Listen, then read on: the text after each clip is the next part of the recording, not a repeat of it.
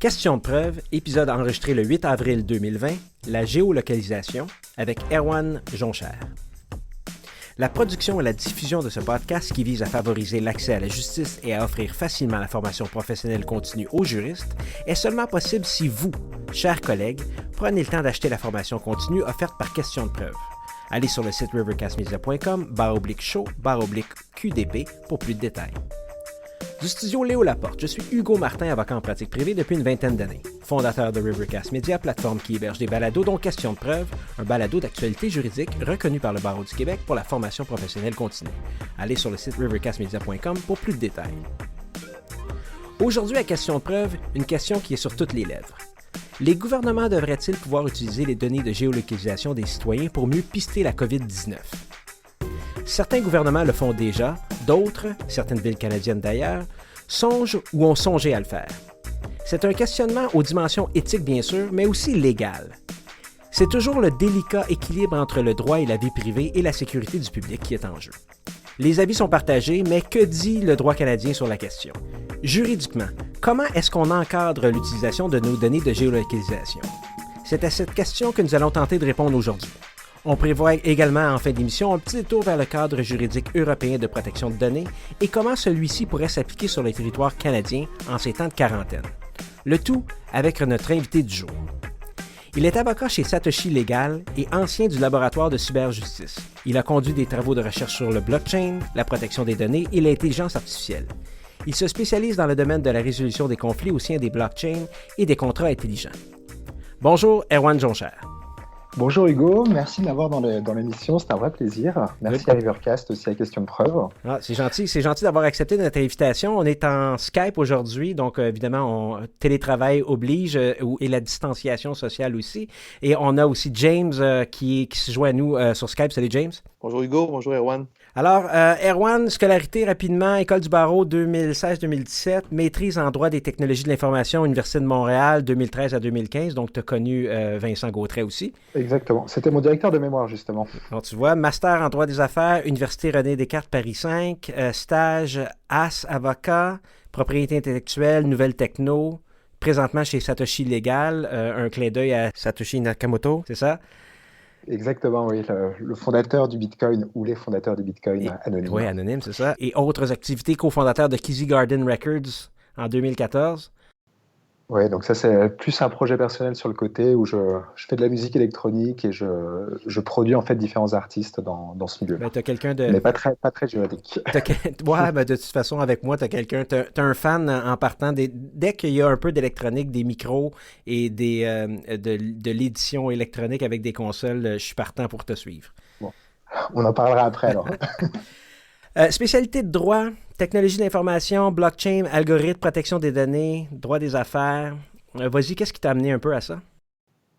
Disons qu'en fait, ça risque de choquer peut-être plusieurs avocats, mais j'ai toujours une vision du droit comme quelque chose d'assez passéiste et un peu rébarbatif, qui avait déjà été fait, refait et fait des milliers de fois par des milliers d'avocats. Et j'ai toujours eu un intérêt en fait par la technologie, le futur, qu'est-ce qui allait nous arriver demain, et un peu anticiper, on va dire, ces types de problématiques que des technologies pourraient créer. Et en fait, un jour, j'ai découvert que le droit des technologies existait, que c'était un peu genre une sorte de zone frontière, un peu entre les principes du droit existant, mais aussi comment intégrer en fait de nouvelles technologies en droit et dans un système, un cadre ou dans une société existante avec des valeurs aussi vraiment importantes.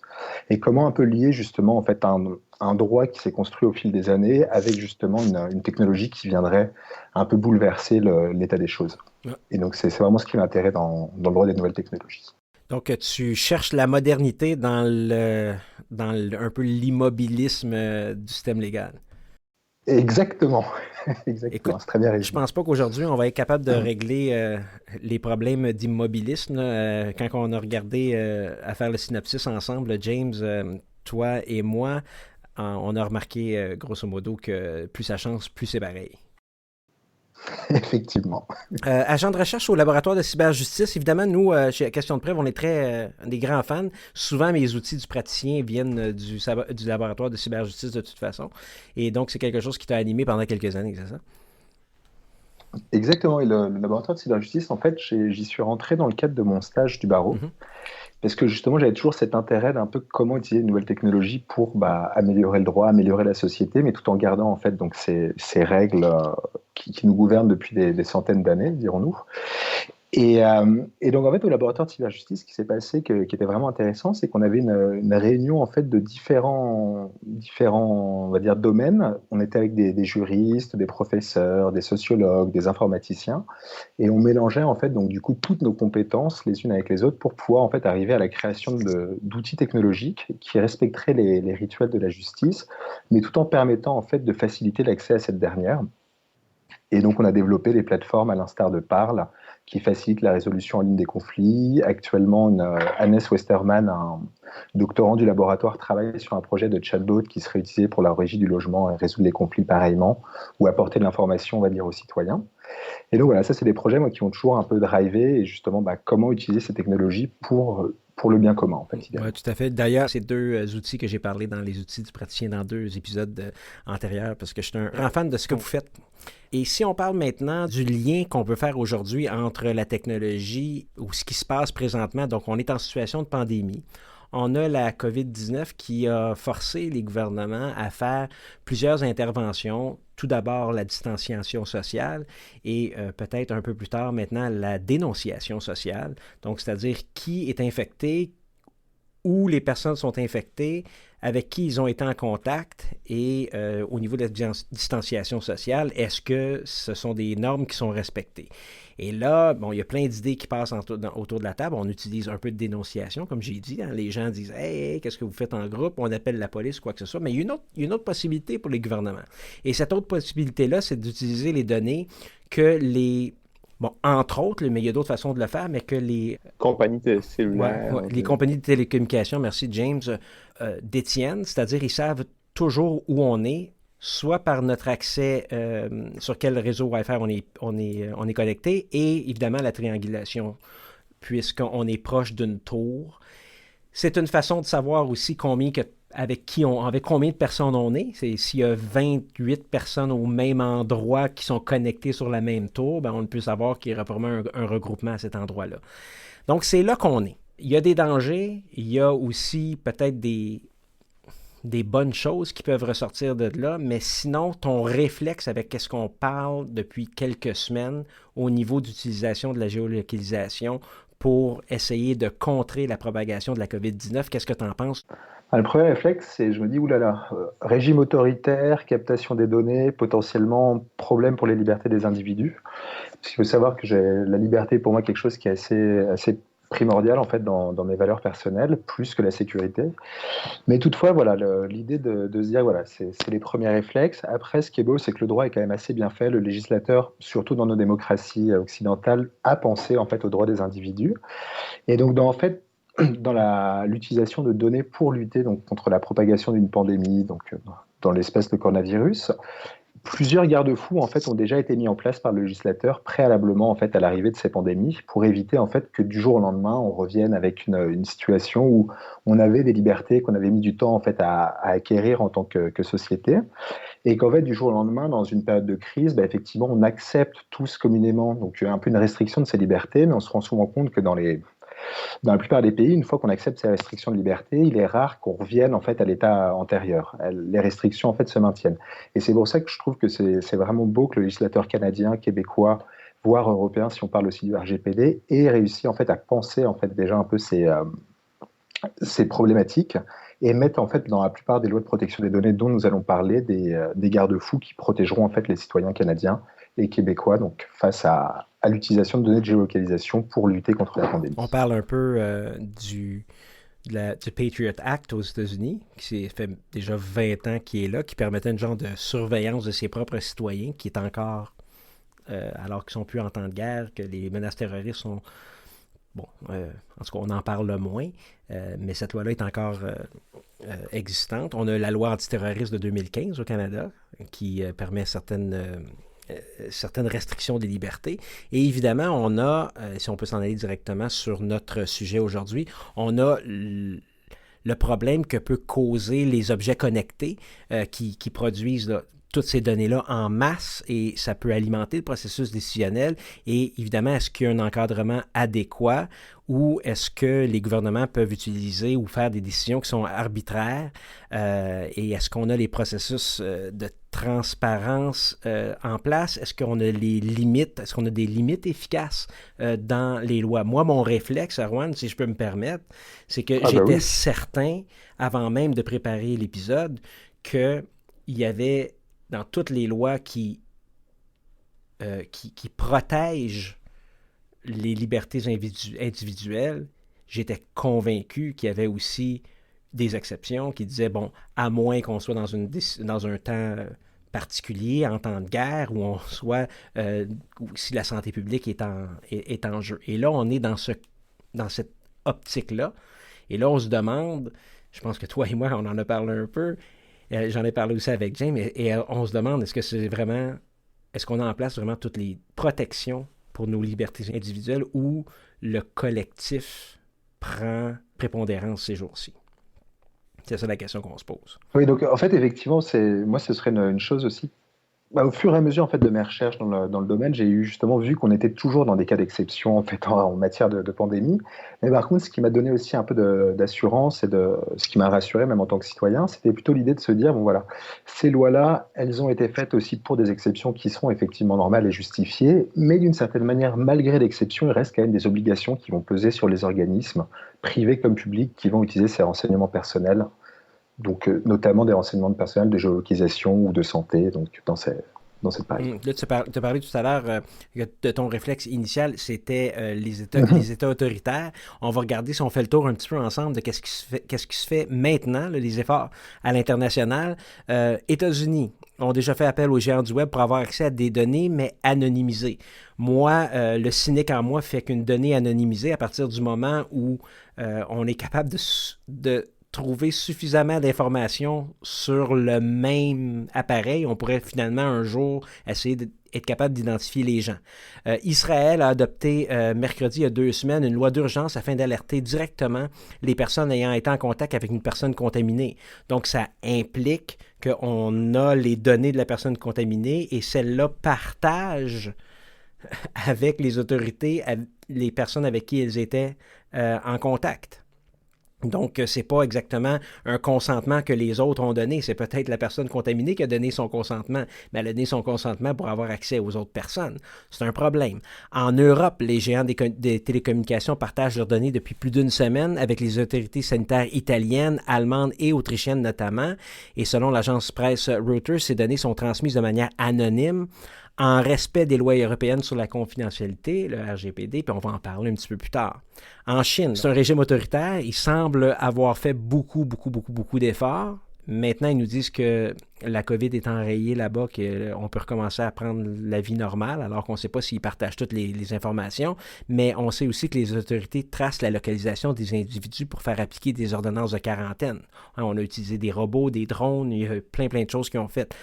En Taïwan, on utilise une clôture électronique, c'est-à-dire des données cellulaires des personnes en quarantaine pour voir s'ils se déplacent et avertir la police. On a à Hong Kong des bracelets de localisation. En Corée du Sud, l'utilisation du backtracking, c'est consiste à collecter et traiter les données personnelles de géolocalisation des téléphones des personnes porteuses de virus. Il permet, par exemple, de vérifier que les patients testés positifs au COVID restent bien confinés à leur domicile. Donc, en Corée du Sud, on utilise le backtracking. La Pologne utilise, quant à elle, une application mobile reposant sur des selfies pris par des patients. C'est pas mal. Et l'Organisation mondiale de la santé tente de mettre en place un projet open source qui permettrait une genre d'identification des gens et avec qui ils étaient, mais de façon anonyme. Évidemment, ces efforts-là vont prendre la remorque, si je peux dire, des efforts des autorités gouvernementales, des pays qui sont plus autoritaires. Si je peux me permettre, désolé, dans les exemples, Hugo, que tu viens de donner, oui, on a des cas de la Chine, clairement, un État autoritaire, mais également, on pense à la Corée du Sud, par exemple, c'est pas le cas, c'est pas un État autoritaire, donc je comprends qu'il y a de la crainte, c'est qu'on aille vers plus d'autoritarisme à l'avenir, mais c'est pas juste les pays autoritaires qui ont eu recours à ces données-là de géolocalisation. juste pour... Je pense qu'il y a un aspect, si tu me permets, James, il y a un aspect culturel aussi. C'est des pays où ils ont une plus grande, disons, habitude à se faire suivre, à se faire vérifier. Il y a une acceptation de l'autorité qui est un petit peu différente à ce qui se passe aux États-Unis, puis probablement à ce qui se passe ici au Canada. Nous autres, on est quelque part entre les deux, je pense. Là. Je sais pas, Erwan, qu'est-ce que tu en penses avec l'Europe? Moi, j'ai dit, mon Dieu, quand ils vont confiner les Français vont aller aux barricades, ce qui n'a pas été le cas. Non. Alors effectivement, de premier abord aussi, j'aurais tendance à penser que l'Europe aurait été extrêmement réfractaire à cause de son passé, en fait, de son histoire de guerre, du nazisme, et donc qui a vraiment un poids. Enfin, la surveillance des individus pour les Européens est quand même un mauvais souvenir qui n'est pas si ancien que ça au final. Toutefois, effectivement, dans certains cas, j'ai eu l'impression que la population arrive en fait à prendre un peu son mal en patience, c'est-à-dire bon voilà, c'est dans un intérêt commun, c'est quelque chose qui nous dépasse nous et nos libertés individuelles. Mhm. Et là, on fait ça effectivement pour une société en fait, pour un ensemble d'une collectivité d'individus. Et apparemment, effectivement, en Europe, ça marche plutôt bien. Et j'ai été assez surpris quand j'avais vu que l'Italie avait confiné des villages entiers, empêché les gens de sortir de chez eux. Je me suis dit, waouh, ça rappelle quand même des heures un peu sombres du passé. Et en fait, on se rend compte que les gens font ça parce qu'il y a un vrai intérêt en fait pour leur santé personnelle, celle de leurs proches. Et ce qui est quand même, effectivement, à mon avis, une raison principale pour lesquelles les gens accepteraient un peu plus de surveillance ou de restreindre de leur liberté. Alors, plus proche de chez nous, au Québec, M. Legault, la SQ, les autorités de santé publique ont dit qu'ils n'excluaient pas ce scénario, qu'ils l'étudiaient, mais que c'était pas mis de l'avant. Et là, si on se lance sur le cadre juridique, Erwan, puis là, on peut s'en aller à peu près n'importe où, on a identifié certaines lois. Commençons par la loi qui a été, ou l'article de loi, moi, qui me rend un peu fou. Je dois dire que tout ce qui se passe présentement vient d'un article, 118 de la loi sur la santé publique, qui est extrêmement court. Le gouvernement peut déclarer un état d'urgence sanitaire dans tout ou une partie du territoire québécois lorsqu'une menace grave à la santé de la population, réelle ou imminente, exige l'application immédiate de certaines mesures, dont celles prévues à l'article 123, pour protéger la santé de la population. Et 123, au cours de l'état d'urgence sanitaire, malgré toute disposition contraire, donc en partant, on a une exception. Évidemment, là, je me pose, est-ce que cette exception-là, ça s'applique aussi par-dessus la Charte québécoise, on en reparlera plus tard. Le gouvernement ou le ministre, s'il a été habilité, peut sans délai et sans formalité pour protéger la santé de la population, ordonner à toute personne, ministère ou organisme de lui communiquer ou de lui donner accès immédiatement à tout document ou à tout renseignement en sa possession, même s'il s'agit d'un document ou d'un renseignement confidentiel.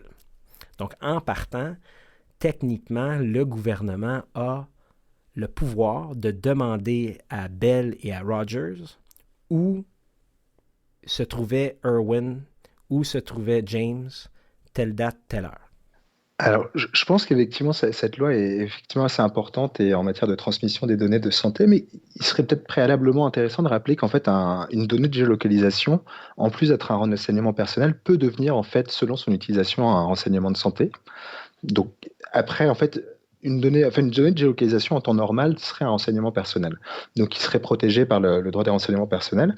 Toutefois, il y a certaines lois canadiennes et québécoises qui sont extrêmement précises sur certains types de renseignements qui sont plus sensibles, on va dire, pour les individus, comme le seraient les renseignements de santé. Et disons qu'en fait, grâce à de la géolocalisation, il est très facile de savoir en fait la vitesse d'une personne, le nombre de déplacements qu'elle peut avoir par jour, et donc en fait, petit à petit, de tirer des conclusions. Comment dire, des conclusions voilà, par rapport à son état de santé. Et donc ça, c'est vraiment ce qui ferait, en tout cas d'après mon analyse personnelle, qu'un renseignement de géolocalisation devrait, en tout cas, tomber sous le coup de la loi des renseignements de santé dans tout ce qui est en matière de lutte contre le Covid et la propagation de la pandémie. Et pour revenir du coup à cette loi sur la santé, je voulais en fait préciser un truc qui me paraissait assez important, c'est que cette loi fait référence en fait à la loi sur le partage des renseignements de santé. Et donc cette loi sur le partage des renseignements de santé a un vrai intérêt, c'est qu'elle elle part du principe que toutes les données de santé des Québécois doivent être réunies dans un dossier de santé québécois. Mm-hmm. Donc ce qui est très bien, c'est une forme de dossier médical numérisé. Par contre, là où ça bloque un peu plus, c'est que la loi aussi donne une présomption de consentement au partage pour les individus. Donc, prenons une personne lambda, donc qui n'aurait pas une connaissance juridique profonde ou même une connaissance du droit de la santé, elle aurait l'impression qu'en fait, ces données personnelles sont protégées, ne pourraient pas être communiquées à des tiers, mais en fait... Oui, je m'excuse d'interrompre ton champ de pensée, mais la loi sur l'assurance maladie interdit la communication de tout renseignement obtenu pour l'exécution de la loi, donc la loi sur l'assurance maladie. Donc, quand on passe notre carte d'assurance maladie, évidemment, il y a une exception, sauf dans des cas exceptionnels. Je te laisse continuer. Et donc, effectivement, en fait, faut partir du principe, même au Québec, que de manière générale, en matière de renseignement de santé, en tout cas qui sont transmis entre organismes publics ou organismes de la santé et régis par ces lois-là, il y a une présomption que le Québécois accepte toujours en tout temps que ces renseignements personnels de santé soient transmis à d'autres organismes publics qui œuvrent dans ce domaine-là. Et au cas où un Québécois ne voudrait pas justement que ces renseignements de santé soient partagés ou utilisés par les organismes, il faudrait qu'il transmette un refus, en fait, qu'il communique avec l'administration et qui disent voilà, je refuse que mes renseignements personnels de santé soient partagés entre ces différents organismes. Et cette communication peut se faire par téléphone, par poste, Internet ou quelques moyens que ce soit permis par le ministère. Mais je trouvais que c'était assez intéressant de poser cette base-là en disant bah, voilà, de base, un Québécois en fait accepte que ces renseignements soient partagés. Et ce partage-là, en temps normal, pas en temps de pandémie, ou pas en temps d'urgence sanitaire, ce renseignement-là sert à de la recherche, sert à améliorer l'état de santé, peut-être à faire des campagnes de sensibilisation, peut-être à faire des campagnes de vaccination. Donc, ça sert à ça en temps normal. Mais aujourd'hui, là, on est en train de dire qu'on va au-delà de nos renseignements de santé. On va à des renseignements, on pense à la bague Oura, la Oura Ring ou notre Fitbit, la Oura Ring qui prend notre température à toutes les secondes lorsqu'on dort. Donc, techniquement, cette donnée-là pourrait, lorsqu'on se réveille et on a comme un spike, on fait de la fièvre le matin pendant 3 jours de fil, cette donnée-là devient tout d'un coup un renseignement médical. Et là, on tombe sous l'égide de l'autre loi.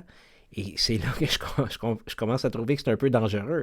Pourtant, on a des libertés fondamentales. La Charte québécoise, l'article 5, toute personne a droit au respect de sa vie privée. L'article 9.1, les libertés et droits fondamentaux s'exercent dans le respect des valeurs démocratiques, de la laïcité de l'État, de l'ordre public et du bien-être général des citoyens du Québec. La loi peut à cet égard en fixer la portée et en aménager l'exercice. Donc, c'est comme on a des garanties individuelles de protection de vie privée, finalement, à moins qu'une loi spécifique prévoie autrement. Donc, on est pris toujours dans le même système. Là, vous voyez où est-ce que moi je m'en vais avec la façon que moi je vois tout ça, ce type de protection-là. Évidemment, je suis tout à fait en désaccord avec l'utilisation de nos données personnelles, même dans le cas de santé publique. Ceci dit, on n'est pas là pour savoir c'est quoi mon opinion. On va être un peu plus légal, si on peut dire. Et si on continue avec la Charte québécoise, 24.1, nul ne peut faire l'objet de saisie, perquisition ou fouille abusive. Est-ce que aller chercher mes renseignements personnels qui sont dans les mains d'un tiers, est-ce que c'est une fouille abusive? Est-ce que c'est une atteinte illicite à un de mes droits ou une de mes libertés?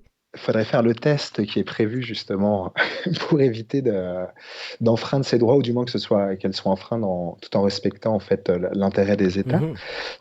Toutefois, j'aurais tendance à penser effectivement aussi de manière personnelle que ça peut être bizarre, mais d'une autre manière, quand on se rend compte qu'en fait, c'est pour protéger l'intérêt commun et la société canadienne et québécoise dans leur ensemble, on peut que se dire, voilà, est-ce que parfois nos principes ne doivent pas être un peu ravalés ou du moins mis de côté, tassés de côté pour une petite période de temps et laisser en fait justement toutes ces exceptions prendre leur plein sens, on va dire. Mes recherches pour faire cet épisode-là me démontrent qu'il n'y a pas eu de recours juridiques qui ont été pris encore là-dessus. D'ailleurs, pour contester certaines des mesures, moi, j'en ai pas vu. Peut-être certains de nos auditeurs pourraient nous corriger dans les notes de l'épisode ou sur nos fils Twitter de chacun. Mais on se souviendra qu'il y a d'autres façons d'attaquer ces dispositions-là, les précautions, disons, qui ont été prises par le gouvernement, simplement dans le Code civil du Québec. 35 du Code civil. Toute personne a droit au respect de sa réputation et de sa vie privée. Nulle atteinte ne peut être portée à la vie privée d'une personne sans que celle-ci y consente. l'autre exception ou sans que la loi ne l'autorise. Donc, on est toujours à la remorque d'une loi ou d'une loi d'exception. Et c'est ça qui arrive. C'est que là, maintenant, ce n'est pas des lois, c'est des décrets que le gouvernement prend en vertu de l'article 118 et 123 de la loi sur la santé publique. La santé. On a 36 qui peut s'appliquer aussi, qui dit une atteinte à la vie privée, c'est intercepter ou utiliser volontairement une communication privée. L'article 36.4, surveiller sa vie privée par quelque moyen que ce soit. Et 37, on parle de consentement encore. Et 38, on parle d'avoir accès à ces données-là. Donc, tout ça, ce sont tous des protections qui nous sont disponibles ou qui sont supposées nous garantir le respect de notre vie privée, alors qu'on est dans une situation, Erwan, qui est exceptionnelle et qui permet justement au gouvernement d'aller au-delà de ces garanties-là. Je pense qu'on est effectivement sur l'application de lois d'exception en ce moment. Et c'est ce qui fait que la protection générale qui va être donnée aux individus par rapport à leur renseignement personnel va petit à petit en fait s'effriter par rapport à la gravité de la situation, comme aura prévu le législateur, et donc dans ce cas de pandémie précis. Par exemple, pour les exceptions en matière de santé, donc de transmission de renseignements personnels de santé, ce serait en fait en vertu d'un ordre d'un tribunal, en vertu donc de la loi sur la santé publique là, que vous venez de mentionner, pour prévenir un acte de violence lorsqu'il existe un motif raisonnable de croire qu'il a un risque sérieux de mort, de blessures graves, de menaces pour l'usager ou une autre personne ou un groupe de personnes identifiables, et que la nature de la menace inspire un sentiment d'urgence. Et j'aurais tendance à dire que l'acte de violence, en fait, ça peut être la mort d'une personne, et qu'effectivement, ce risque sérieux, donc, sur l'usager ou une autre personne, donc ce serait la personne qui serait entrée en contact avec une autre personne contaminée, ou un groupe de personnes, ça pourrait être toutes les personnes un peu plus âgées au Canada, donc qui sont des personnes un peu plus à risque en termes de maladie, et donc que malheureusement, en fait, ou heureusement, en fait, dépendamment des points de vue, toutes ces exceptions permettent la transmission de toutes ces données, en fait, ces renseignements personnels, qui sont en fait pour moi quand même des renseignements extrêmement sensibles et qui devraient être le plus protégés parmi les renseignements personnels. Et on a la loi sur les protections des renseignements personnels dans le secteur privé. Où on définit ce qui est un renseignement personnel, finalement, c'est n'importe quoi qui concerne une personne physique et qui permet de l'identifier. Là, on n'a pas le choix. Dans le cas de la pandémie, que ce soit la géolocalisation ou n'importe quelle autre façon technique de retracer quelqu'un, savoir où elle est allée, avec qui elle a été en contact, on serait dans le cas de renseignement personnel sur une personne physique et ça va permettre de l'identifier. Et peu importe la forme sous laquelle on peut obtenir ces renseignements-là, qu'ils soient écrits, graphiques, sonores, visuels, informatisés ou autres. Mais évidemment, excuse-moi si je peux me permettre, l'article 3, la présente loi ne s'applique pas, évidemment, pensez-y, à un organisme public lorsque c'est pour justement protéger le public en général. Et j'aurais aussi aimé ajouter, Hugo, qu'en fait, en parlant de données de géolocalisation, il y a une étude anglaise qui s'appelle Unique in the Crowd, the Privacy Bounds of Human Mobility, qui précise qu'en fait, avec une base de données où on localise un individu toutes les heures, avec une résolution donc spatiale sur donc la géolocalisation, donc que ce soit faite par des antennes de fournisseurs télécoms, donc de la triangulation.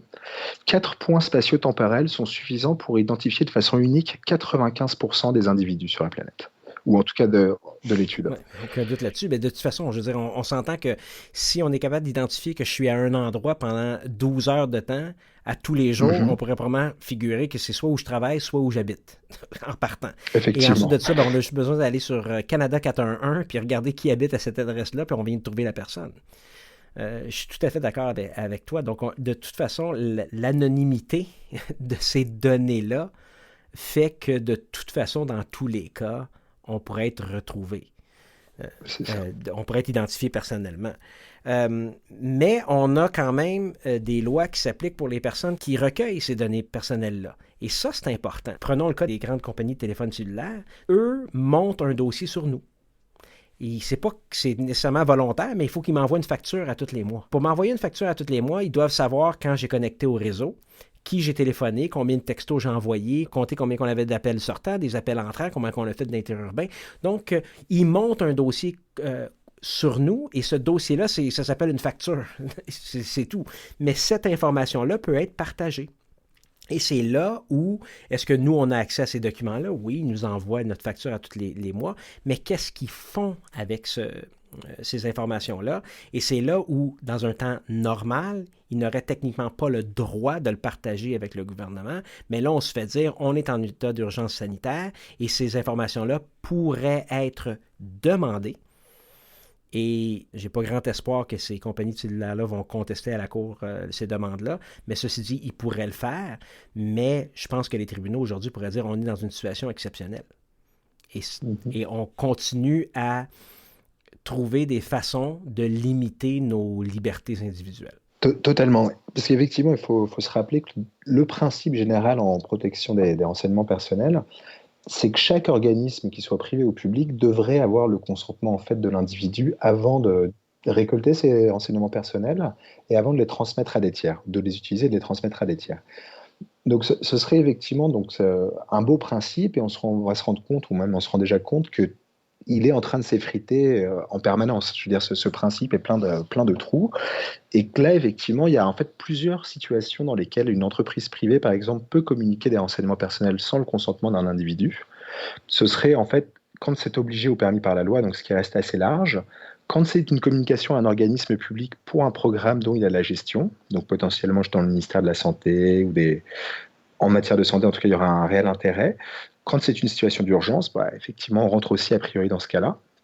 Pour des actes de recherche, et je pense qu'on rentre aussi dans ce cas-là parce que beaucoup de laboratoires font de la recherche pour trouver des solutions, et pour prévenir donc encore les actes de violence sur une ou plusieurs personnes. Et donc, il y a encore un autre cas de figure dans lequel on peut transmettre des renseignements personnels sans consentement.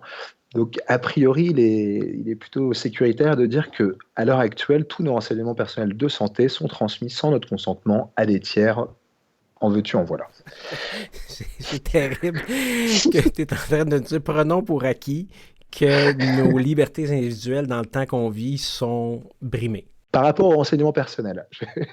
Et après, il reste quand même quelques garde-fous, comme on va le voir par la suite, que des obligations qu'en fait ont les organismes avec les renseignements personnels. Et ces obligations-là, on va dire, n'ont pas vraiment non plus d'exception, à part celles pour les communications. Mais nos ressources ou les droits qui nous restent, ce sont des droits d'accès, ce sont des droits de savoir où les choses sont, qu'est-ce qui a été monté, avec qui ça a été partagé, tout ça. Donc, il y a deux aspects. Bon, je comprends que les lois prévoit directement qu'ils doivent nous donner cet accès-là. On doit savoir qui les a, avec qui ça a été partagé. Mais dans les faits, on ne fera aucune de ces démarches-là. Ah oui, oui. Auprès de Bell, à qui t'as donné mes faits. Je pense qu'il n'y a pas personne chez Bell qui pourrait me dire même comment on fait pour partager ces données-là et à qui ça a été donné et qu'est-ce qui a été fait avec ces données-là. Donc, on parle de ce type de protection-là. Donc, c'est bon de savoir avec qui ça a été partagé et combien de temps ça va combien de temps ça va durer, combien de temps ça va être conservé, c'est quoi le support sur lequel a été conservé. Mais tout ça est secondaire parce que on comprend que nos données ont été partagées.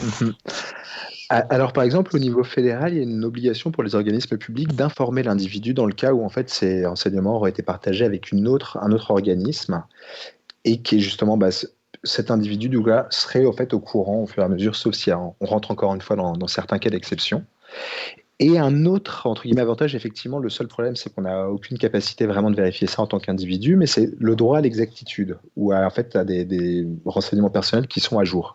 Donc, que les organismes ne prennent pas des décisions ou ne fassent pas des analyses en se basant sur des choses qui soient fausses à notre égard, ce qui est quand même d'une certaine manière rassurant, mais effectivement, la question du contrôle est vraiment importante. Et quel est le contrôle qu'on peut avoir? Je pense qu'il est assez minime. Tout à fait. Ce dont de quoi tu nous parles, entre autres, c'est la loi sur l'accès aux documents des organismes publics et sur la protection des renseignements personnels. Donc, on peut comprendre que de base, chers auditeurs, cette loi-là protège tous nos documents, nos renseignements personnels qui sont partagés avec les organismes publics. Alors, je vous dis immédiatement que l'article 41 et l'article 59 prévoient les exceptions. Entre autres, ces protections-là ne s'appliquent pas à un renseignement qui permet de connaître ou de confirmer l'existence d'un risque immédiat pour la vie, la santé ou la sécurité d'une personne. En partant, on a une première exception.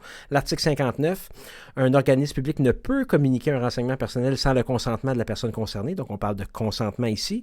Toutefois, l'exception, il peut le communiquer sans consentement à une personne à qui cette communication doit être faite en raison d'une situation d'urgence mettant en danger la vie, la santé ou la sécurité de la personne concernée. Donc, on est encore en mode exception. Exactement. Mais on a une façon de s'en sortir, Erwan. On a la Charte canadienne des droits et libertés. On devrait être correct, j'imagine. Hein? Tout devrait bien se passer parce qu'on a des garanties de vie, de liberté et de sécurité. On a un droit à la protection contre les fouilles, les perquisitions et les saisies abusives. On a un recours en cas d'atteinte aux droits et libertés. Tout ça est de toute façon limité par l'article 1. Ces droits-là peuvent être restreints par une règle de droit dans les limites qui soient raisonnables et dont la justification puisse se démontrer dans le cadre d'une société libre et démocratique. Donc, il y a un test énorme à passer. Est-ce qu'on est capable de passer le test de la raisonnabilité dans le temps où on vit? Le test de la raisonnabilité, on parle bien du coup du test de Hawkes. En effet, dans mon introduction de la Charte canadienne, je me disais, au moins, on a la Charte, hein, on a quelque chose qui est enchâssé dans notre Constitution, mais même pour ça, il y a une exception, et c'est l'exception des limites de la raisonnabilité et dont la justification peut se démontrer dans le cadre d'une société libre et démocratique. Et la raisonnabilité vous enseigne probablement que dans le cas spécifique dans lequel on vit, nos libertés individuelles peuvent probablement, et là je ne me prononce pas, je ne suis pas un constitutionnaliste, mais peuvent probablement être limitées étant donné la situation de pandémie qu'on vit actuellement. D'accord. Là, justement, j'avais les critères du test de Hawkes qui en fait sont 4 critères. Donc, on va essayer de les passer, à mon avis, en revue ensemble pour voir à quel point donc, cette atteinte à la liberté en vertu de la Charte canadienne peut être interdite ou pas. Donc, il doit y avoir un objectif urgent et réel qui motive l'adoption d'une telle loi ou d'une action du gouvernement. Je pense qu'on peut être tous d'accord à peu près pour dire que le Covid et la pandémie sont un objectif, enfin, lutter contre le Covid est un objectif urgent et réel. En tout cas, j'aurais tendance à penser que le juge irait à peu près dans mon sens de ce point de vue-là. Les moyens choisis pour atteindre l'objectif doivent être proportionnels au fardeau imposé sur les droits des demandeurs. Alors là, c'est le moment où je pense que ça devient un peu plus complexe. Donc l'idée, ce serait d'avoir un lien rationnel avec la restriction imposée sur le droit garanti par la Charte. Effectivement, un lien rationnel, ce serait de se dire, effectivement, on suit la localisation pour pouvoir en fait prévenir les personnes qui seraient en contact avec une personne contaminée. Donc ça peut être rationnel en tout cas. Porter une atteinte minimale aux droits garantis par la Charte. Alors là, c'est intéressant parce que de ce point de vue-là, j'aurais tendance à dire qu'en fait la géolocalisation ne porte pas une atteinte minimale parce que j'ai vu en fait une initiative qui a été faite en France pour justement en fait retracer en fait un peu la chaîne des interactions entre individus. Et cette application s'appelle Stop Covid et en fait elle trace les interactions sociales des individus mais sans la géolocalisation. Elle le fait seulement en fait avec le Bluetooth. Donc chaque personne a son Bluetooth qui est allumé sur son téléphone et dès qu'en fait une personne rentre en contact avec une autre dans un périmètre assez restreint et pour une durée assez longue, cette personne-là donc va être enregistrée en fait sur le téléphone de l'autre et dès qu'une des personnes est malade, on peut remonter en fait la chaîne des interactions sans savoir où cette interaction a eu lieu. Donc je pense que ça protégerait un peu plus, par exemple, la vie privée des individus. Ça protégerait, si j'y pense pendant que tu me parles, ça protégerait la vie privée des individus, prenant pour acquis qu'on a installé cette application-là volontairement sur notre téléphone. Ou qu'elle est obligatoire. C'est ça. Là, si le gouvernement a poussé l'installation de cette application-là pendant la nuit sur mon téléphone, là, je ne sais pas si je sais pas s'ils ont dépassé une limite. Ceci dit, si on revient à la base, là, au début de ce troisième critère-là, la réalité, c'est qu'on a déjà dit à Bell ou à Rogers que c'était correct qu'ils collectent ces données-là. Donc, techniquement, ça ne m'impose pas un fardeau supplémentaire. Le fardeau, c'est que maintenant, je le partage avec quelqu'un que je n'avais pas demandé de le partager au départ. Mais dans notre cas, nous autres, c'est le gouvernement, pour un intérêt probablement légitime, c'est de protéger la santé et la vie de la population canadienne. Et c'est ça qui est problématique. Je te laisse continuer avec les critères, mais à date, il n'y a pas grand-chose qui va... aller contre. Qui m'aide à supporter mon point. Et effectivement, le dernier point ne risque pas d'aider non plus parce que les avantages de la restriction et ses effets préjudiciables doivent être proportionnels. Il doit donc y avoir une forme d'équilibre global. Et j'aurais tendance à penser que protéger la majorité reste une proportionnelle au préjudice subi par un individu.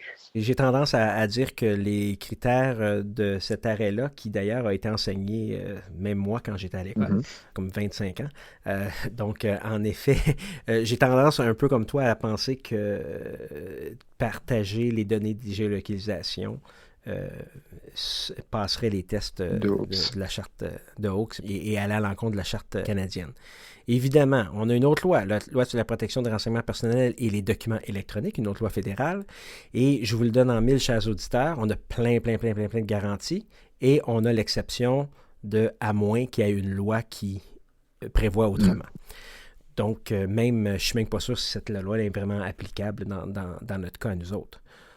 Maintenant qu'on sait tout ça, et que je pense qu'on fait peur aux auditeurs, là. Donc, il n'y a pas vraiment de surprise, mais techniquement, il nous reste l'aspect social, donc l'impact social d'une telle décision, et l'aspect éthique d'une telle décision. Est-ce que c'est correct de dire, on va surveiller tous les citoyens du Québec pour savoir où ils sont allés et avec qui ils ont été? Alors, sur l'impact social, justement, dimanche dernier, le Premier ministre Legault, du coup, avait expliqué que Google avait fait une analyse, en fait, des données de toutes les provinces et États nord-américains, à l'exception du Mexique.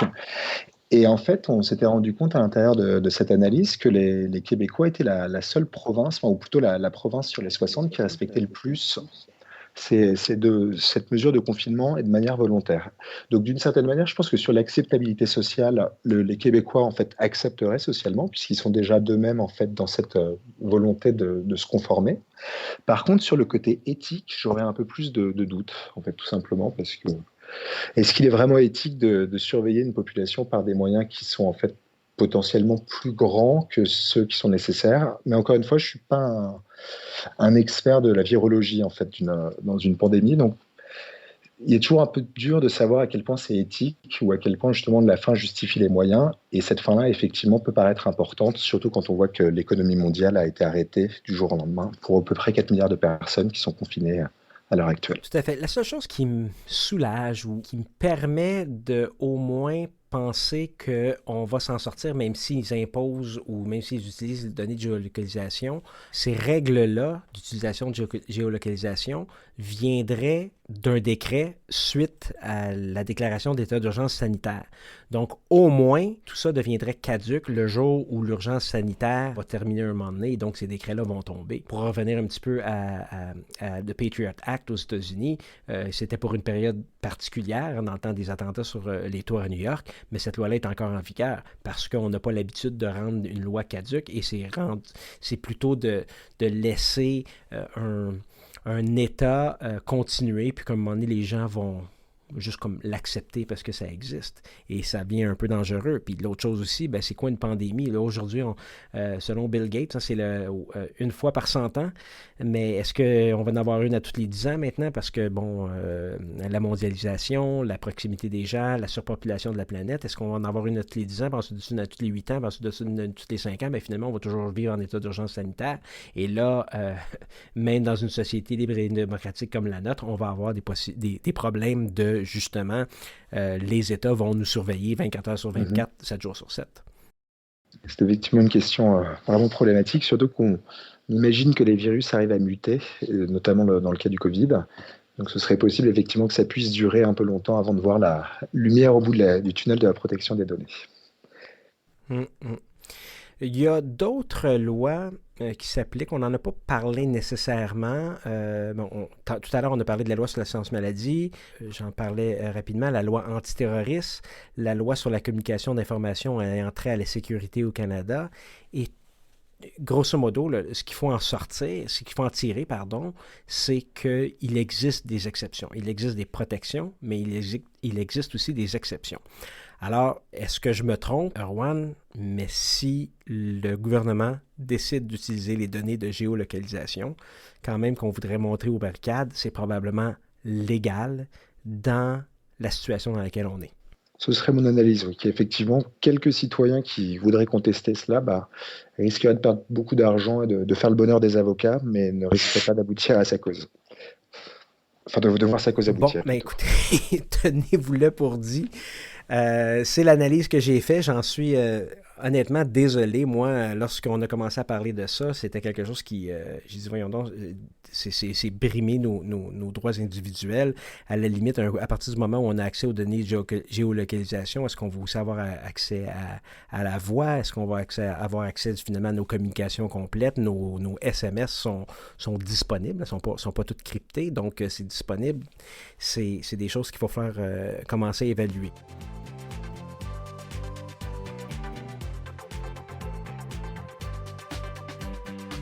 Erwan, on parle de tout ça, on se dit que finalement, c'est comme impossible de se sortir du lot de la possibilité que la géolocalisation soit utilisée de façon légale.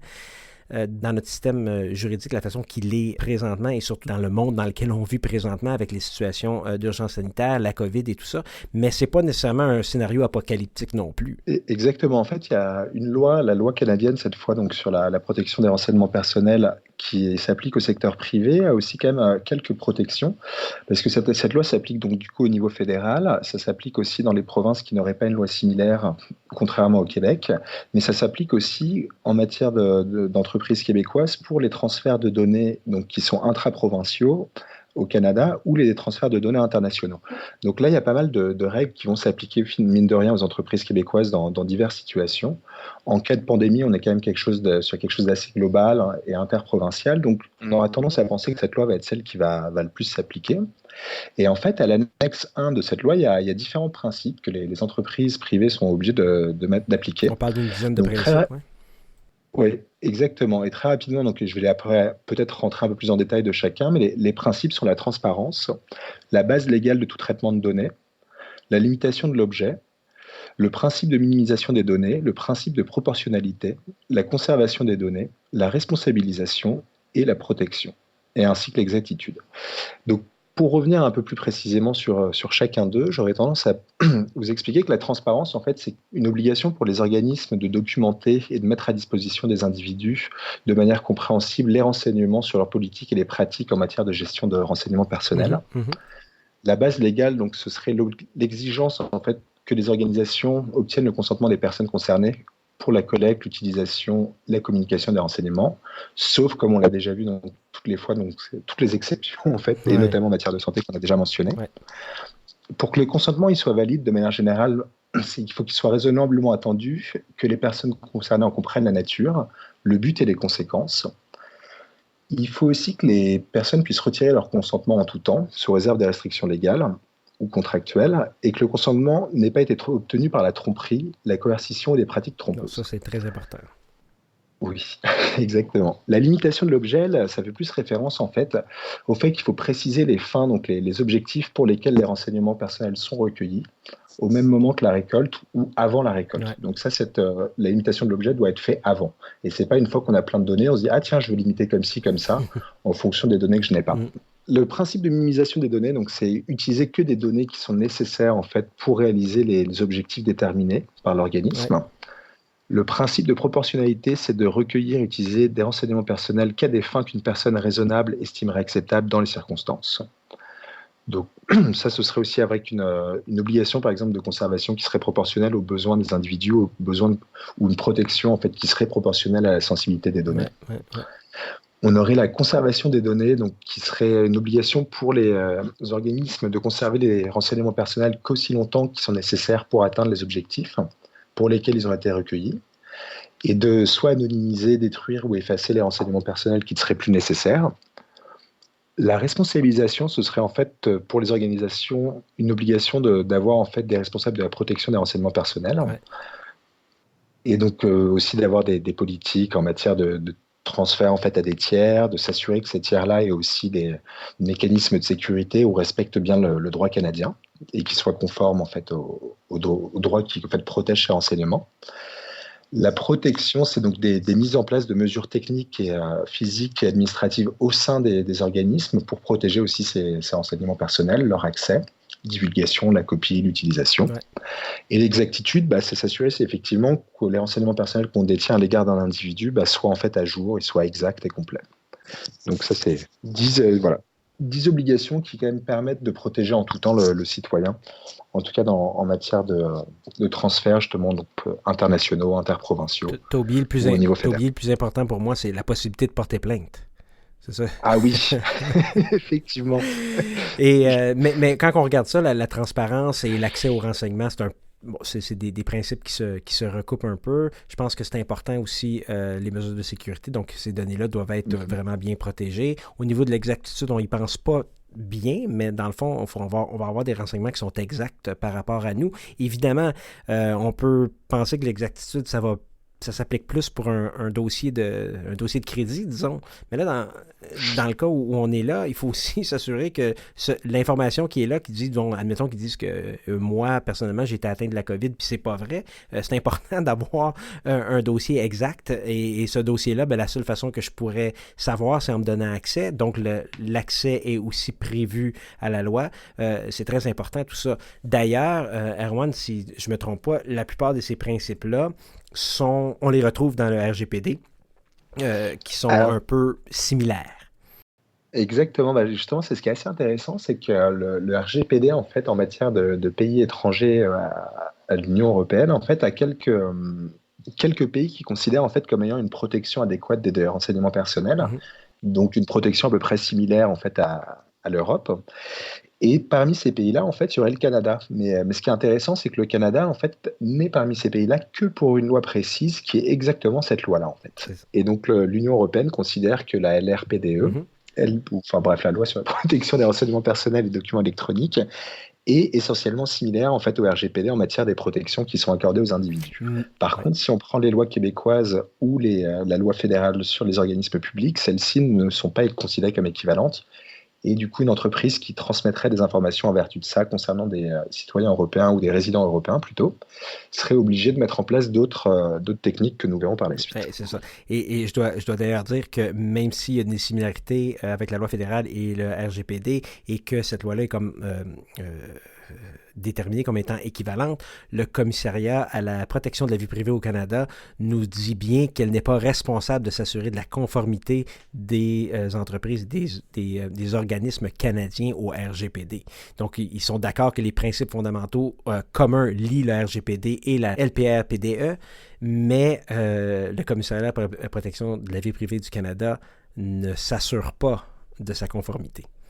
Donc ça, c'est important de le mentionner aussi. Et là, on ouvre la porte à une question, Erwan, qui a été ajoutée lorsqu'on a commencé à discuter avec toi de la production de cet épisode-là, c'est-à-dire, qu'est-ce qui arrive quand quelqu'un arrive aux frontières et cette personne-là est un Européen? Et là, on ouvre une autre boîte de Pandore parce que des lois de protection de la vie privée dans notre cas, dont on va discuter après la pause, pour les Européens.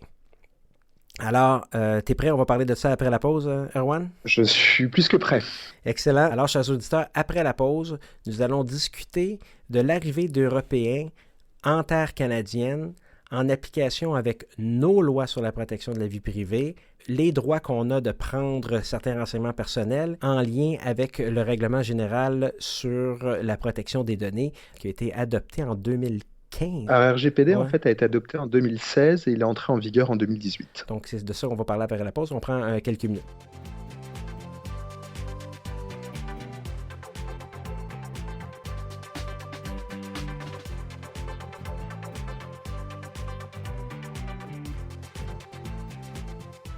Il ne faut pas attendre la fin de la période pour courir les formations professionnelles reconnues par le Barreau du Québec et la Chambre des notaires. C'est maintenant le moment de prendre le temps d'écouter des formations sur des sujets actuels, variés, dans un format accessible et facile d'écoute. Je parle évidemment du podcast Questions de preuve. L'écoute de Questions de preuve est gratuite, mais s'il vous faut des heures pour compléter votre formation professionnelle continue, et il nous en manque tous, avouez-le, vous pouvez les obtenir pour aussi peu que 10 $ l'heure. Simplement aller sur la section Questions de preuve du site rivercastmedia.com et de là, vous pouvez facilement acheter vos heures de formation continue en nous fournissant simplement votre nom, votre courriel et votre numéro de membre. Et ensuite, lorsque vous faites une écoute, il vous suffit d'aller entrer le mot-clé de l'épisode et cliquer « Envoyer ». De notre côté, nous allons vous faire parvenir votre attestation. C'est aussi simple que ça. Plus besoin de se déplacer en salle pour un lunch. Vous n'avez qu'à faire votre formation dans le confort de votre foyer ou dans la voiture. Évidemment, distanciation sociale oblige, la possibilité d'aller en salle pour des formations continues sera un peu plus difficile. Ah oui, le mot-clé pour cet épisode est protection. Il sera nécessaire pour obtenir votre attestation de formation pour l'épisode 16. Allez sur rivercastmedia.com, section questions de preuve.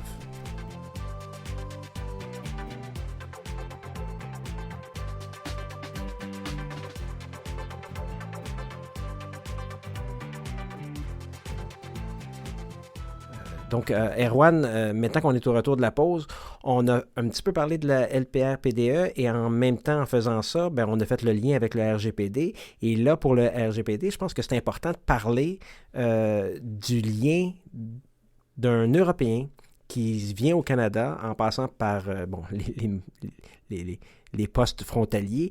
Et de cette façon-là, ces gens-là peuvent être fouillés. Et à partir du moment où on les fouille, où on monte un dossier sur eux, entre autres basé sur la loi sur la mise en quarantaine, ces gens-là bénéficient d'une protection qui est offerte par le règlement sur la protection des données européen, mais on peut peut-être ouvrir une boîte de Pandore aussi en même temps. Alors effectivement, ce qui est assez intéressant, c'est que Justin Trudeau avait fait appliquer la loi sur la quarantaine qui donne des pouvoirs spéciaux aux agents frontaliers, du personnel soignant qui serait en fait en train d'accompagner les agents frontaliers pour limiter en fait l'introduction et la propagation de maladies transmissibles au Canada. Donc on est clairement dans ce cas de figure. Et en fait, donc cette loi elle donne des pouvoirs à l'encontre des gens en fait qui rentrent ou qui sortent du pays. Donc l'application de la loi elle se fait par rapport à l'entrée ou à la sortie du pays et non pas par rapport à une nationalité. Donc on comprend très bien qu'en fait, dans ces gens qui rentrent et qui sortent, il y aura a priori des résidents européens, en tout cas au sens du RGPD. Pour être résident européen au sens du RGPD, il faut en fait vivre plus de 6 mois en Europe ou être en fait un résident fiscal européen. Donc autant vous dire que moi je ne suis plus du tout un résident du RGPD, malgré le fait que je sois français. Par contre, effectivement, des Canadiens qui vivraient en Europe depuis plus de 6 mois, eux-mêmes seraient en fait bénéficiaires de la protection du RGPD. Donc cette loi en fait permet donc à des douaniers de demander à des personnes qui rentreraient ou sortiraient du pays de faire des tests. Et parmi les tests, donc il y aurait aussi des tests qui utiliseraient des données de santé, donc comme de l'écouvillonnage ou des choses comme ça. Et on se rend compte que du coup, ces données de santé, en fait, sont des données donc extrêmement protégées par le RGPD parce qu'elles sont qualifiées de données sensibles. Et en fait, des données sensibles, ce seraient donc des données de santé, mais aussi des données sur l'orientation sexuelle d'une personne, sur ses opinions politiques. C'est tout ce qui faciliterait en fait une forme de discrimination et qui pourrait amener à des régimes totalitaires, à mettre des populations à l'écart en fonction de certains facteurs. Je vais t'arrêter là-dessus, Erwan, 2 secondes. On parle rapidement de la loi sur la mise en quarantaine, l'article 4 qui prévoit que la loi a pour objet de la protection de la santé publique, donc canadienne, au moyen de mesures exhaustives visant à prévenir l'introduction et la propagation de maladies transmissibles. Tu nous en as parlé. L'article 12, toute personne qui entre au Canada, dès son arrivée, doit se présenter à l'agent de contrôle au point d'entrée le plus bas. Et l'article 14, afin de déceler la présence d'un symptôme d'une maladie transmissible ou la présence d'une telle maladie, toute personne qualifiée qui est autorisée par le ministre peut utiliser toute technologie de détection autorisée par celui-ci qui n'implique pas l'introduction d'un corps étranger, notamment d'un instrument dans le corps du voyageur. En tout cas, je voulais vous faire rire un peu en même temps. Donc, on n'a pas le droit d'insérer rien dans le corps des gens, mais on pourrait de toute façon utiliser n'importe quelle technologie pour pouvoir prendre des informations sensibles et une information de santé, c'est une information sensible. C'est ce que tu nous dis. Exactement, oui. Et donc, en fait, l'idée était de se dire, voilà, en plus, la peine, si un voyageur refuserait, en fait, ce serait de la détention, voire une arrestation. Donc, autant dire qu'en fait, la personne serait obligée de se conformer donc, à cette loi. Il y a la possibilité d'une arrestation sans mandat dans cette loi-là en passant aussi. En cas de refus, et si les soupçons par l'agent de quarantaine sont suffisants pour penser que cette personne-là est porteuse d'une maladie transmissible, c'est possible de l'isoler et de la contraindre dans un endroit, et ça même sans mandat. Donc, c'est possible de le faire. C'est prévu, la détention ou arrestation sans mandat est prévue dans la loi sur la mise en quarantaine. C'est important quand même de le mentionner. Ce sont des lois qui sont justement édictées dans des cas spéciaux. Et comme tu nous disais aussi tout à l'heure, les renseignements sensibles sont le nom, le sexe, l'âge, la date de naissance du voyageur, son itinéraire, son adresse résidentielle, le lieu où il peut être trouvé, la maladie transmissible visée et son état de santé à cet égard, et les façons dont il aurait contracté la maladie transmissible ou serait devenu infecté de vecteurs. Donc, ce sont tous des informations qui peuvent être colligées sur la personne qui vient d'entrer au Canada. Effectivement. Et dans les données sensibles, en fait, qui sont définies à à l'article 9 du RGPD. Donc, du coup, les opinions politiques, les données de santé, données biométriques, donc que ce soit le passeport aussi, les données génétiques. Donc, si on prend un peu par exemple, des échantillons sur la peau de la personne sans rentrer à l'intérieur d'elle, que ce soit, enfin bref, voilà, condamnation pénale, infraction, orientation sexuelle. Donc, c'est à peu près vraiment la largeur. Et la collecte de ces données, en fait, est interdite par principe par le RGPD. Et donc voilà, donc c'est ce qui, maintenant qu'on a un peu posé les bases des données sensibles et de l'interdiction de cette collecte par le RGPD, on va voir qu'en fait, le gouvernement canadien, en collectant ces données-là de résidents européens, va devenir en fait un responsable de traitement au sens du Et RGPD. voilà. Un responsable de traitement serait une personne en fait qui du coup collecte, utilise, transmet ou traite des données personnelles pour son compte. Et donc, en fait, à ce moment-là, il y aurait différentes obligations qui pèseraient donc, sur le gouvernement canadien. Parce que là, juste faire la précision, c'est l'article 3, le champ d'application territorial du RGPD nous dit bien que le RGPD s'applique évidemment sur le territoire européen, mais s'applique aussi à des ressortissants européens à l'extérieur de leur territoire. Donc, dans notre cas à nous, l'organisme de traitement ou l'agent de traitement serait le gouvernement canadien qui détient des données sensibles sur un ressortissant européen. Et là, le RGPD s'applique, ou non, on en discutera un peu plus, au gouvernement canadien qui détient ces données-là sur l'Européen qui vient de rentrer au Canada. Et donc effectivement, pour donc si on revient sur les obligations donc que le responsable de traitement pourrait avoir, ce serait effectivement donc de nommer en fait ce qu'on appelle un délégué à la protection des données personnelles, qui est du coup une personne qui est en charge de piloter la conformité de l'organisme, donc du gouvernement canadien par rapport en fait aux renseignements personnels récoltés, et donc qui serait sous l'égide en fait du RGPD. Le gouvernement canadien devrait aussi cartographier tous les traitements de données personnelles concernant les résidents européens, notamment par la création d'un registre des traitements. Il faudrait aussi que le gouvernement canadien évalue tous les risques que font peser les traitements sur les droits et les libertés des personnes et gérer ces risques en fait, en faisant une analyse d'impact relative à la protection des données. Et il faudrait aussi que le gouvernement canadien mette en place des processus internes de protection des renseignements personnels avec une attention particulière pour les données de santé et qui documente la conformité au RGPD. Le gouvernement canadien a déjà beaucoup de processus qui sont déjà mis en place et qui pourraient expliquer et démontrer une conformité au RGPD. Toutefois, je pense que la création d'un délégué à la protection des données personnelles, la cartographie des traitements sont des normes un peu nouvelles, en fait, qui seraient à peu près nouvelles pour le gouvernement canadien, ainsi que le fait de documenter une conformité au RGPD. Et ce serait en fait, je trouve ça en tout cas en tant que citoyen assez étrange et à la fois assez intéressant de voir qu'en fait un État est obligé de se soumettre aux droits d'un autre État quand il récolterait les données justement de résidents en fait de cet État ou cette région du monde encadrée par des lois. Parce que le RGPD dit bien dans ses définitions que le responsable du traitement est une personne physique, une personne morale, une autorité publique. Donc, techniquement, ça s'appliquerait au Canada. Puisque le Canada est une autorité publique qui est à l'extérieur de l'Union européenne. Oui, enfin en tout cas, ce serait mon interprétation, c'est qu'effectivement, si ce n'était pas le Canada, ce serait le gouvernement canadien ou l'administration précise qui aurait fait ces traitements. Mm-hmm. Je ne suis pas exactement entré dans le détail de l'applicabilité, de quel organisme est responsable en tout cas de l'application de la loi sur la quarantaine. Non, mais le principe est très intéressant. C'est comme je dis, c'est comme toi tu dis, moi j'avais parlé, est-ce qu'on a ouvert une boîte de Pandore, mais toi tu dis bien, c'est intéressant parce qu'on aurait le gouvernement du Canada ou l'autorité, le public, là, qui serait soumise à une loi européenne. Étrangère, exactement. Et donc ça, en fait, moi, ça m'a un peu surpris quand j'ai vu ça au début. Puis je trouve en fait ça assez sensé en fait d'avoir une forme d'extraterritorialité pour des données, en fait, enfin qui s'appliquerait dans un autre pays, mais pour des données en fait qui appartiennent aux résidents en tout cas d'un lieu, enfin d'Europe en tout cas dans le cas présent.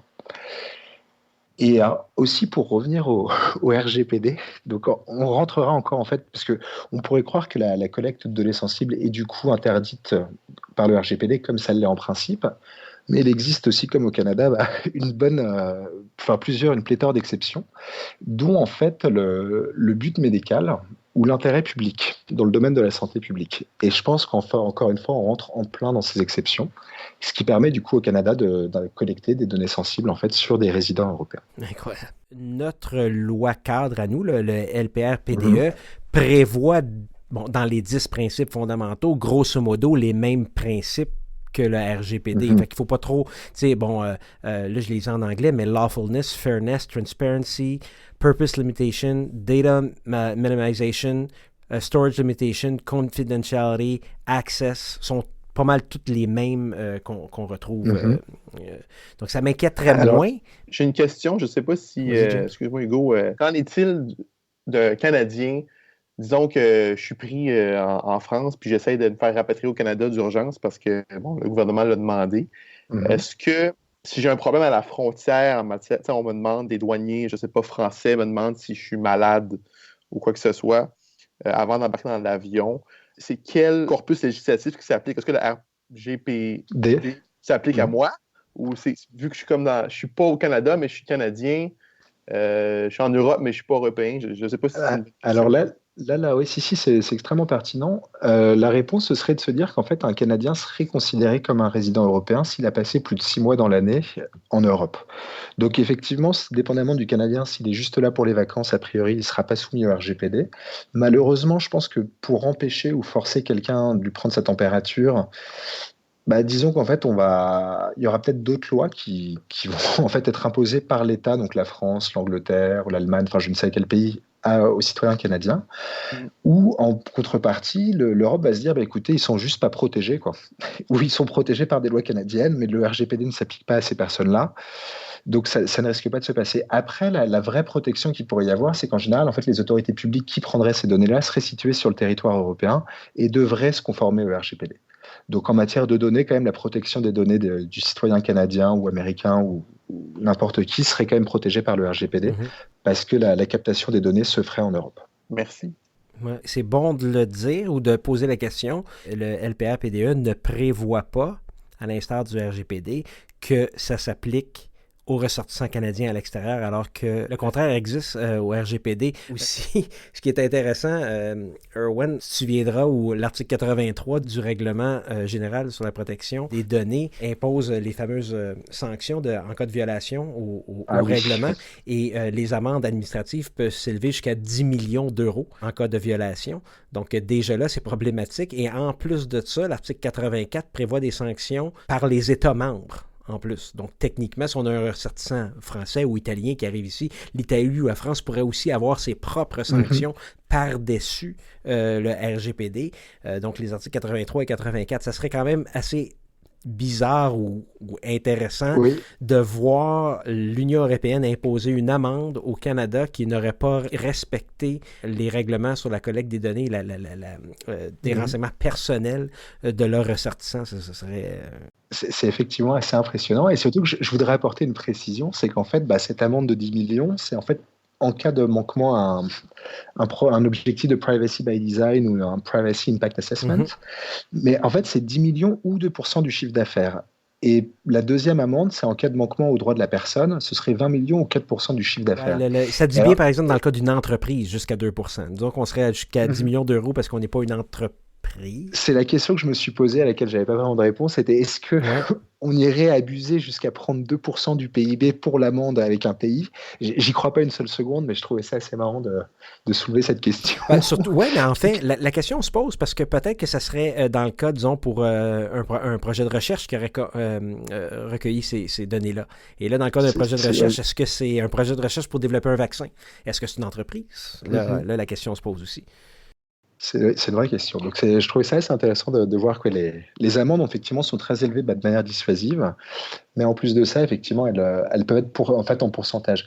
Par contre, j'aurais aimé préciser quelque chose, c'est qu'effectivement, la RPDE s'applique, mais en matière de collecte des renseignements personnels, ce sont souvent des organismes publics qui vont faire ça. Et alors là, malheureusement, le RGPD ne s'appliquera pas il n'y aura pas de protection équivalente, en fait. En effet. Donc, l'administration de l'organisme public va lui-même devoir se conformer au RGPD, quelles que soient les obligations de sa loi, en fait, enfin la loi qui va le régir. Et là, Erwan, on va revenir encore parce que je suis le maître des exceptions. Le RGPD prévoit aussi des exceptions. Et là, on a un problème avec le mot qui a été utilisé, mais on a bien une exception dans le cas d'une menace à la sécurité publique. Et là, on dit, ça s'applique pas par les autorités compétentes, et là, évidemment, your guess is as good as mine, c'est qui une autorité compétente, parce qu'on ne parle jamais de ça. On parle tout le temps de responsable de traitement, d'autorité publique, de personnes morales, de personnes physiques, et là, tout d'un coup, on parle d'une autorité compétente, donc ce ne s'applique pas à une autorité compétente à des fins de prévention et de détection des infractions pénales, on n'est pas là, d'enquête et de poursuite en la matière ou d'exécution de sanctions pénales, y compris.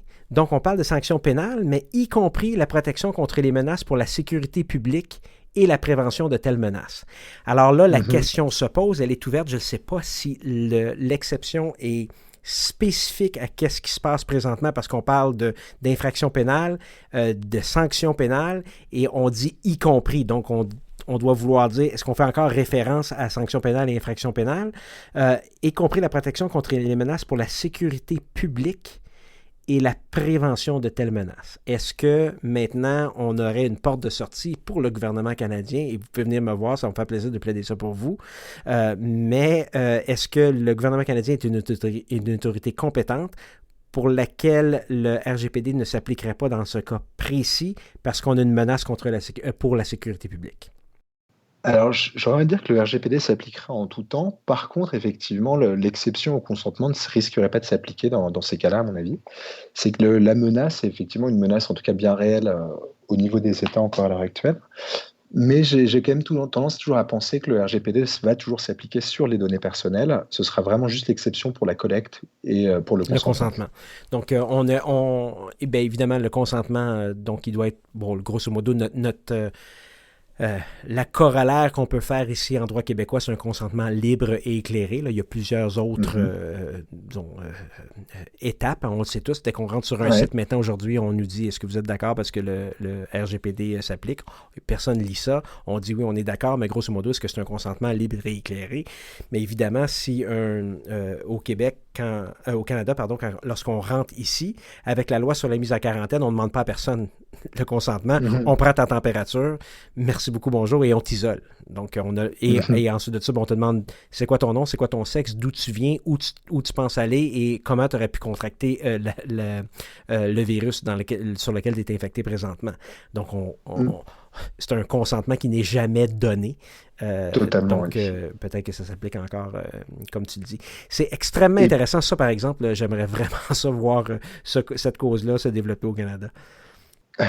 Et d'ailleurs, pour aller encore plus loin, le Canada peut lui-même transférer, le gouvernement canadien peut lui-même transférer ses données personnelles, ou ses renseignements personnels sur des Européens. Pour la simple et bonne raison, en fait, qu'il y a aussi d'autres exceptions qui permettent de transférer les renseignements personnels sans le consentement du voyageur, si le transfert est nécessaire pour des motifs importants d'intérêt public ou s'il est nécessaire à la sauvegarde des intérêts vitaux de la personne concernée ou d'autres personnes. Et je pense qu'encore une fois, on rentre dans le cas des exceptions donc, du RGPD. Et donc, il serait possible pour le gouvernement canadien de transmettre, par exemple, ces données-là à des laboratoires de recherche privés pour essayer de développer, du coup, un vaccin ou en tout cas de trouver une solution pour répondre à cette pandémie. Incroyable. Mais encore une fois, là, il y a des obligations pour la protection qui sont importantes, même dans le cas de transfert. C'est toujours essayer de respecter au maximum les intérêts et les droits des personnes concernées, que le transfert touche un nombre restreint de personnes, qu'il ne soit pas répété, et qu'on démontre une prise en compte des circonstances entourant le transfert et une tentative d'appliquer des garanties appropriées, notamment en matière de protection, de sécurité de tous ces renseignements personnels. C'est extrêmement intéressant. Écoute, c'est drôle de voir le monde dans lequel on vit pose des défis juridiques et d'atteinte à, j'utilise le mot atteinte, là, vous me le donnerez, à la vie privée, alors qu'on semble accepter tout ça. Juste le simple fait de se faire dire de rester à la maison, ça limite ma liberté de mouvement. Et déjà là, on semble avoir un genre d'acceptation sociale de tout ce qui se passe, un petit peu comme il s'est passé en Italie, comme il se passe en France, comme les Espagnols aussi semblent accepter la situation. Je pense que c'est important de le mentionner, qu'on a quand même des droits qui s'appliquent. Ces droits-là peuvent être limités dans certaines circonstances, entre autres avec toutes les lois qu'on a discutées aujourd'hui. Est-ce que tu penses qu'il y a d'autres aspects qui doivent être, qu'on a oubliés et qui doivent être discutés au niveau des lois applicables, Erwan? Alors, si on veut terminer sur des... Parce que pour le droit canadien, je pense qu'on a quand même bien fait le tour. Si on voulait juste parler des droits des personnes, donc qu'elles soient canadiennes, résidentes européennes ou même européens, résidents européens, ce serait qu'ils auraient en fait 4 droits. Donc, deux droits qui sont exactement aussi présents au Canada, donc le droit d'accès et le droit de rectification. Mm-hmm. Mais ils auraient un droit en fait supplémentaire qui serait le droit en fait à l'oubli ou le droit au déréférencement, qui est quelque chose qui ne s'applique qu'au sein des frontières européennes, mais qui permet en fait à quelqu'un donc de demander l'effacement d'un renseignement personnel la concernant. Et il y a parfois aussi un droit d'opposition à la collecte qui est plus ou moins existant aussi au Canada ou au Québec. Et ce serait à peu près tout ce que j'aurais rajouté. Mais le droit d'opposer à la collecte, si on peut revenir, on n'a pas parlé de ça au début de l'enregistrement où on pouvait dire au gouvernement sur la loi sur la loi sur le partage des renseignements de santé. Oui, c'est ça. Alors en fait, c'est pas une opposition à la collecte, mais au transfert. C'est ça la vraie différence. C'est qu'il y a aucun moyen de s'opposer à la collecte en matière de renseignements de santé, en tout cas de ce que j'ai compris. Mm-hmm. Mais par contre, il y a un droit de s'opposer ou de refuser la transmission de ces renseignements. Okay. Et le fait qu'on n'a pas le droit de s'opposer à la collecte, c'est parce que, entre autres, on est dans un régime public. J'imagine que ça ne doit pas... Ce serait potentiellement ça, oui. Ouais. Erwan, selon toi, là, selon ta compréhension du RGPD, est-ce que la collecte et même la distribution en Europe là, des données de géolocalisation des citoyens européens, est-ce que c'est compatible avec ce régime-là? On a discuté sous le régime canadien, mais je ne sais pas quelle est ton interprétation de la question en Europe. Je suis tenté de dire que ça va être exactement pareil qu'au Canada, d'une certaine manière, parce que ça va toujours pour respecter une obligation légale, pour sauvegarder la vie de la personne concernée ou de notre personne, pour une mission de service public, ou dans l'intérêt légitime du responsable de traitement. Et je pense que stopper une pandémie rentre dans plusieurs de ces cases, en fait. Et donc, j'aurais tendance à penser que les exceptions au consentement s'appliqueraient aussi en Europe, à peu près comme au Canada. Je vois en Europe qu'on aurait peut-être trouvé une solution mitoyenne où il y a des développeurs d'applications en Europe qui marcheraient sur la base du consentement. Donc, si une personne était déclarée positive à la COVID-19, elle pourrait consentir à ce que cette information-là soit partagée aux autres personnes autour qui ont installé l'application. Je ne sais pas si, à chaud, là, qu'est-ce que tu penses d'une application comme ça? L'idée est belle, mais j'ai l'impression que c'est un peu une forme de wishful thinking. C'est que dans le sens où on demande le consentement de la personne. Et malheureusement, dans un cas de pandémie, si la personne n'est pas consentante, mais qu'elle a quand même atteint du Covid, ça ne permettra pas de prévenir les autres. Donc, la balance entre le consentement et justement une envie de sécurité, c'est un peu, justement, ça va toujours rester une problématique. Et j'aurais tendance à dire qu'en matière d'efficacité, il ne faudrait pas demander le consentement. Si on veut protéger les données personnelles, effectivement, le consentement, enfin, en tout cas, les individus, je pense que le consentement est quelque chose d'assez important.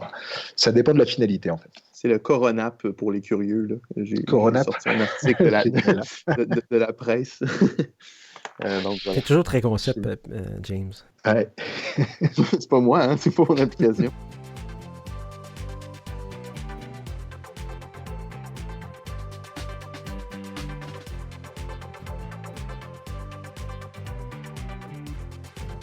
Alors, écoute, merci pour ça, Erwan. On te laissera pas partir si facilement que ça. C'est sûr qu'on va recommuniquer avec toi pour faire les suivis nécessaires, notamment si jamais le gouvernement décide d'implanter un tel régime de géolocalisation. On a aussi un autre sujet qu'on va étudier tranquillement avec toi pour voir un petit peu, c'est l'utilisation de la blockchain pour contrer la propagation du coronavirus. C'est quelque chose qu'on va regarder dans un autre épisode. Cependant, avant de te laisser partir, tous nos invités nous partagent toujours dans un segment que j'appelle outil du praticien, un outil, une application, un ouvrage, n'importe quoi, un incontournable finalement dans ta vie professionnelle, quelque chose que tu sers à tous les jours et qui est absolument nécessaire afin de pouvoir pratiquer ta profession. Et pour toi, Erwin Jonchère, qu'est-ce qui est nécessaire dans ta pratique? Alors, ça va être un peu plate à dire, mais pour moi, l'outil essentiel dans ma pratique, c'est clairement l'Internet. Disons qu'en fait, la plupart de l'information que j'obtiens, que je découvre, ou même la plupart des technologies en fait, que j'utilise ou qui doivent être protégées dans la pratique, utilisent l'Internet. Les technologies de l'information et de la communication sont clairement basées sur l'Internet, enfin en tout cas majoritairement, et donc voilà. L'Internet, c'est vraiment mon outil de travail essentiel, que ce soit pour rechercher de la jurisprudence, pour aller lire des lois, pour communiquer avec des clients, enfin dans tous les aspects de ma vie légale, en fait, l'Internet est présent. Écoute, comme nous avait dit James, quand on a préparé le synopsis, je pense que tu es peut-être l'invité le plus honnête. C'est-à-dire celui qui dit, finalement, c'est l'incontournable, dans le fond, c'est l'outil sur lequel on est toujours déçu. Je pense que c'est plutôt la raison pour laquelle les gens ne l'ont jamais mentionné avant dans les autres épisodes, c'est que ça fait partie de nos vies maintenant. Donc, on n'a plus de différence entre le in real life et digital life. Là, c'est la même chose. C'est quoi le lien? On a eu des invités qui ont parlé de leur cellulaire, d'autres qui ont parlé d'applications, mais tout ont en commun l'Internet. Donc, ça vient bien englober tout ça. Là. Alors, moi, de mon côté, c'est tout le temps un petit peu plus difficile parce que c'est pas nécessairement un incontournable que je me sers à tous les jours dans ma vie professionnelle, mais j'essaie de partager des choses un peu différentes qui sont en lien avec l'épisode sur lequel on enregistre ou l'épisode sur lequel on parle. Alors, moi, ce que j'ai décidé de vous partager aujourd'hui, c'est PrivateKit. Donc, c'est le MIT qui a développé une application qui permet de la géolocalisation et la protéger sur notre téléphone. Donc, c'est crypté sur notre téléphone. Donc, grosso modo, la meilleure façon que je peux le décrire, et je vais vous dire en anglais, c'est en lisant ce que le MIT a partagé au niveau de l'application qui est disponible en iOS et Android. C'est PrivateKit allows you to log your location once every 5 minutes and identify areas of overlap with public stamped GPS location data. PrivateKit stores this information on your device, storing your last 28 days of location history and location over time in less than 100 kilobytes of space. You can also import prior location history from other apps to quickly build your location history and start comparing for GPS overlap. PrivateKit is a privacy first by design. Your location history and overlap record cannot be accessed from outside your device unless you choose to export them via email or text. Because with PrivateKit, all information is stored locally on your phone and not on servers, you are in control of your data. Donc, c'est une façon de partager. C'est ça. C'est une façon de partager notre historique de géolocalisation de façon privée et de le comparer avec une base générale pour savoir si nous, on a été en contact avec des gens qui auraient été infectés. Mais là, on parle de la COVID présentement, mais ça pourrait être pour n'importe quelle utilisation. Donc, on choisit nous-mêmes de le partager de façon cryptée, de façon confidentielle, et on peut voir nous-mêmes si on aurait été quelque part en contact avec quelqu'un que lui aussi a décidé de partager ça de façon cryptée. Donc, c'est excellent. Donc, au lieu de passer par se faire forcer par le gouvernement, on pourrait nous partager nous-mêmes à toutes les 5 minutes nos données de géolocalisation. Si je suis à la maison toute la journée, je n'ai pas besoin de rien partager, je n'aurai pas rencontré personne, mais on peut les partager. On peut faire ça sur une base de 28 jours à l'arrière et je pense que c'est excellent comme application. Évidemment, les liens de cette application-là seront dans les notes de l'épisode. Tous les liens de toutes les lois, de tous les règlements qu'on a discutés aujourd'hui seront aussi dans les notes de l'épisode.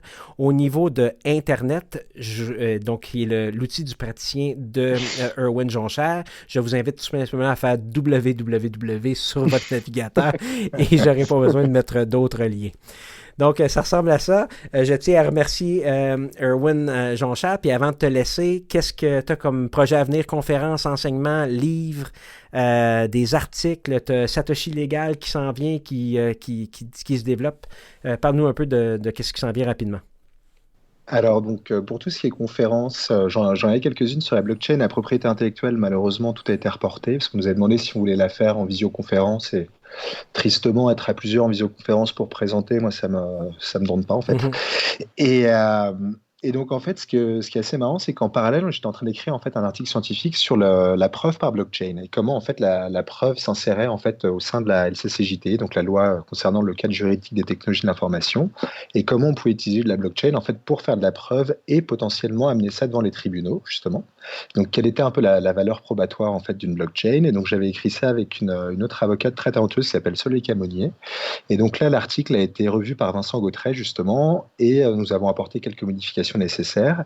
Et puis, ça va être publié prochainement là, sur Lex Electronica. Donc, voici une petite actualité à venir sur le droit québécois de la preuve et la blockchain. Je t'invite à partager lorsque ça sera publié, d'envoyer le lien, puis on va s'assurer de le partager avec... Et tu vas m'aider à me trouver un autre outil du praticien super facilement ce jour-là, lorsqu'on introduira. Si vous me permettez une plug...